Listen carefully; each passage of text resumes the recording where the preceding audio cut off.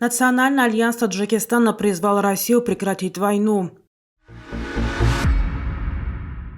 МВД Республики Таджикистан объявила о розыске владельца фейковой страницы Рустама Эмомали в Facebook. В Кремле прокомментировали отсутствие Лукашенко на неформальном завтраке. В связи с задержанием Имран Хана в Пакистане прошли беспорядки. Национальный альянс Таджикистана призвал Россию немедленно прекратить бомбардировки мирных городов Украины и вывести свои войска со всей международно признанной территории Украины. В своем заявлении в День Победы, поздравив таджикистанцев с праздником, Национальный альянс Таджикистана еще раз выразил солидарность народу Украины, которые в эти дни, так же как и в годы Второй мировой войны, защищают свою родину от вторжения. Коалиция таджикских оппозиционных сил осуждает циничные инсинуации, беспринципный подлог понятий, манипуляции общественным сознанием и попытки приватизации общей победы для оправдания необъявленных империалистических, захватнических, братоубийственных войн. Таджикистанцы не должны участвовать в этой неправедной братоубийственной войне, в которой уже убиты и покалечены сотни тысяч человек, включая гражданских, женщин и детей. Мы призываем Россию немедленно прекратить бомбардировки мирных городов Украины и вывести свои войска со всей международно признанной территории Украины, говорится в заявлении Национального альянса Таджикистана.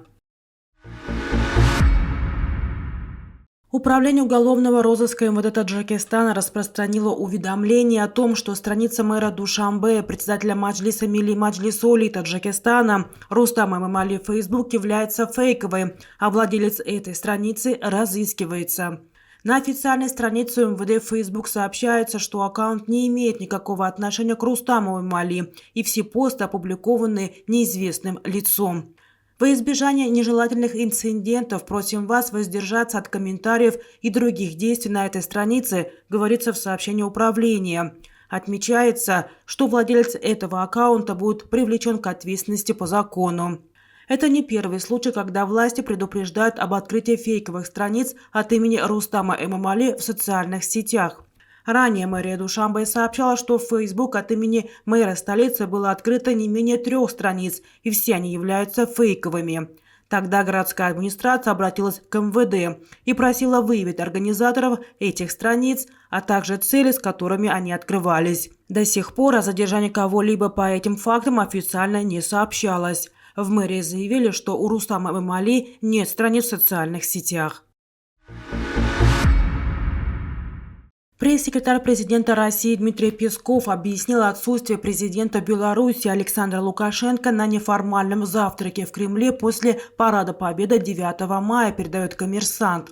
По словам Пескова, отсутствие главы республики было связано с необходимостью его отъезда на праздничное мероприятие в Минск. Представитель Кремля добавил, что ему было бы крайне некорректно что-либо говорить о здоровье Александра Лукашенко.